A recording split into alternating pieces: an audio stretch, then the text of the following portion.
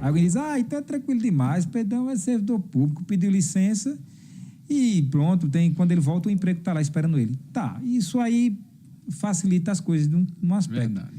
Mas isso não resolve todo o problema, porque tem logística, tem tudo. Tem Como é que todo foi? Um processo. Como é que foi aí? Como é que foi o processo começou do sonho, né?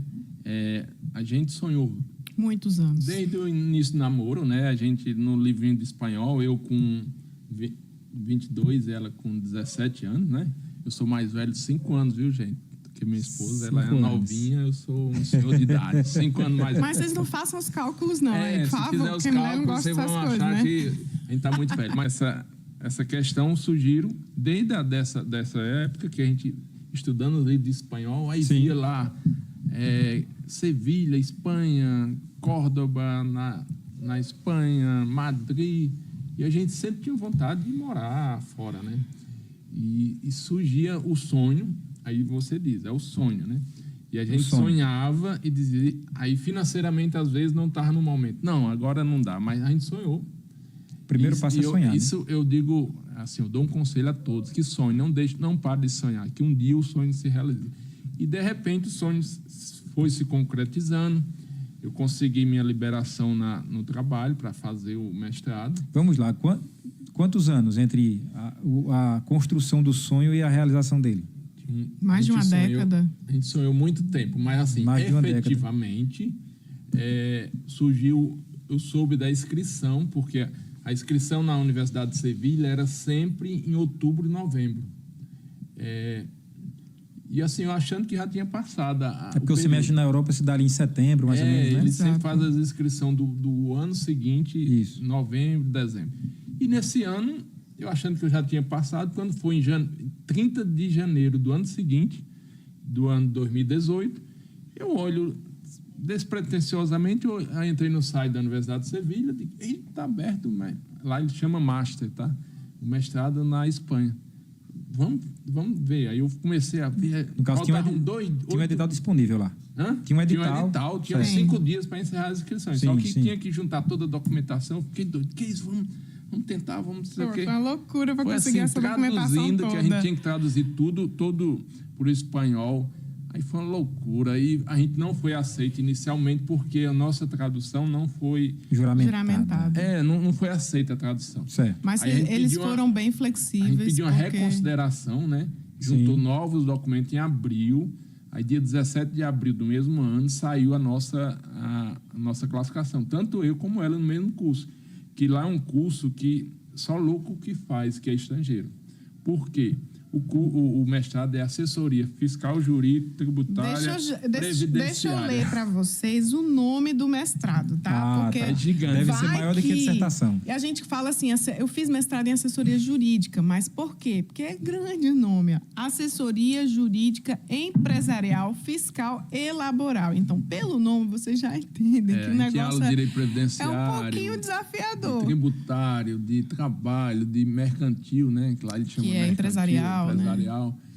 E eu digo de loucura porque eu achei bonito. Tinha muito tributário, muito previdenciário, de que eu gostei desse programa.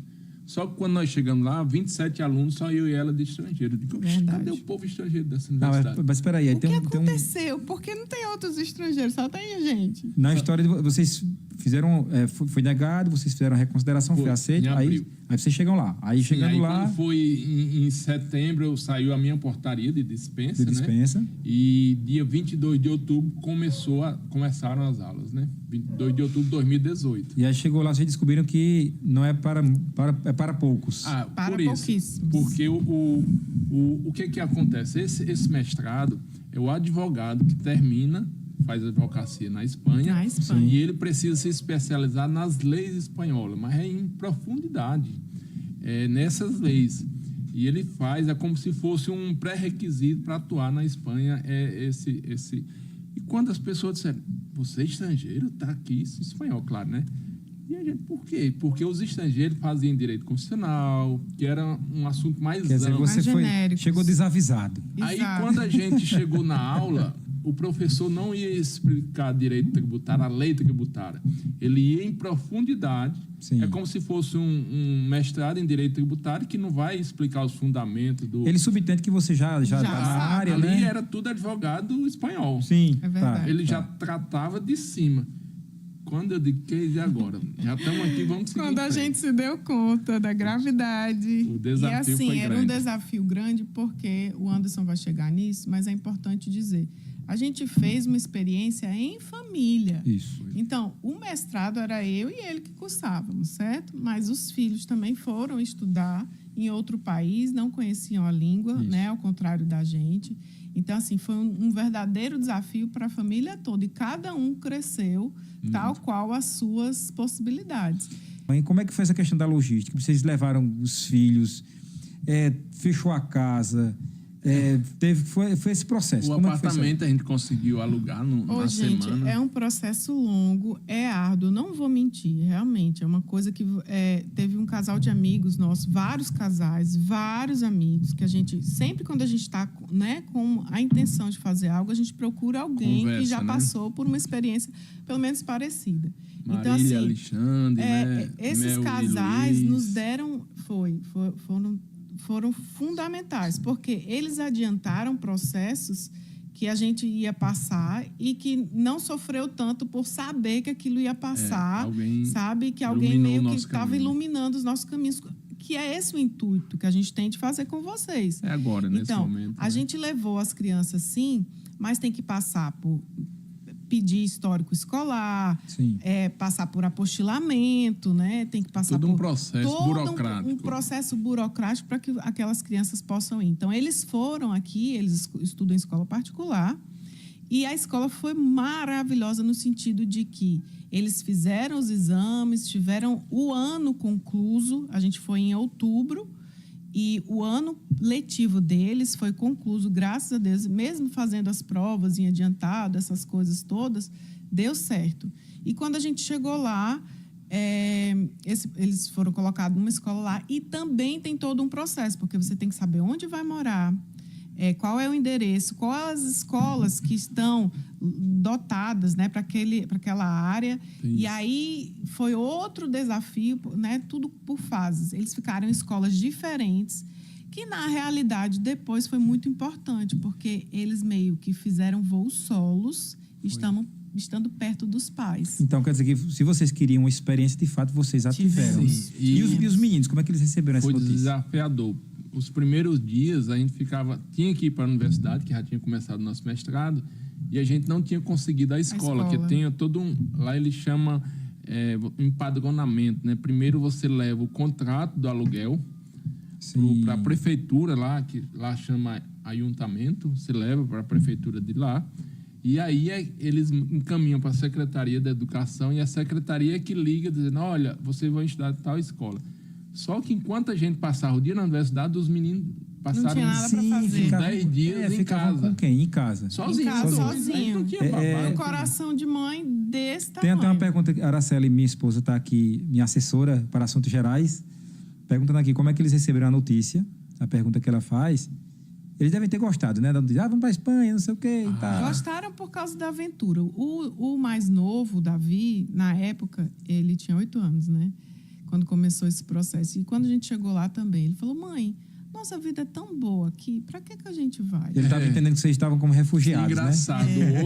Hoje é o primeiro, depois dessa experiência, a gente diz, vamos fazer tal experiência, Davi hoje é o primeiro. Bora, o primeiro que está na frente. E chegando lá... destravar, né? E chegando lá, se depararam com essa realidade, de ficarem sozinhos. Inclusive, né, que para eles era tudo novo, né?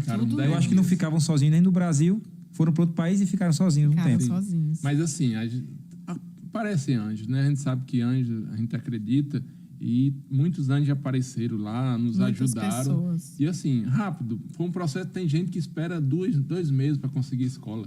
Em 10 dias, 8, eles já estavam matriculados. E foi um desabrochar. O Davi e a Lisa chegaram lá sem saber uma palavra em espanhol. 0. O Davi saiu fluente, que quando ele estava conversando com outros espanhóis, os próprios espanhóis diziam, olha, quando o Davi está com os meninos, eu que sou espanhol, eu não consigo dizer que ela é estrangeira. Porque são esponjas, absorvem facilmente, né? A criança absorve, incrível, é uma incrível. esponja, né? Esponja. Já a Elisa, inicialmente, não teve, assim, ela aprendeu, mas o pessoal identificava que ela era estrangeira. E nesse intercâmbio que ela fez na Polônia, de um ano, aí sim, ela teve muito contato com a mexicana, e hoje ela é fluente muito, tanto em inglês como em espanhol. E Davi também. Então, essa fase de aculturação, digamos assim, ela foi se dando, né? E os meses foram passando, quer dizer, as coisas foram se ajeitando, né? Foram sim. Agora, uma coisa que, às vezes, a gente fica pensando, né? Que os filhos são dificultadores de alguns processos, algumas coisas. Eu vejo por outro lado, sabe? Então, se você tiver filhos nesse portal, né? De aprendizagem linguística, de experiência, eles estão filmando cada coisa que vocês fazem. Como que você vai reagir, como que você vai lidar com aquilo. Então, faz toda a diferença você experienciar mesmo e se superar. Porque, embora eles não digam, eles estão observando cada ato seu, como que você vai lidar com aquilo. E a gente foi, principalmente, também, não só por nós, mas pela experiência que nós teríamos em família com eles. Então, se você tem filhos e eles estão em idade escolar e eles têm aí essa janela de aprendizagem que é efetiva e maravilhosa, dos 6 aí, né, dos 2 até os 14, 15 anos, é uma janela muito maravilhosa para o seu filho aprender uma nova língua, com uma predisposição grande de ter um acento de um nativo. Então, assim, acento, como é que chama mesmo? A tonalidade. O sotaque. O sotaque. Um acento de um nativo. Então, faça isso. Se você tiver em dúvida em fazer um mestrado, um doutorado, um pós-doc fora do país, faça por você e faça pela sua família também. O Davi, aquele que estava reticente, né? Disse, pra que ir? Quando a gente foi voltar, ele disse, vamos morar aqui? Vamos morar aqui. Foi difícil para ir, foi difícil para voltar. Já queria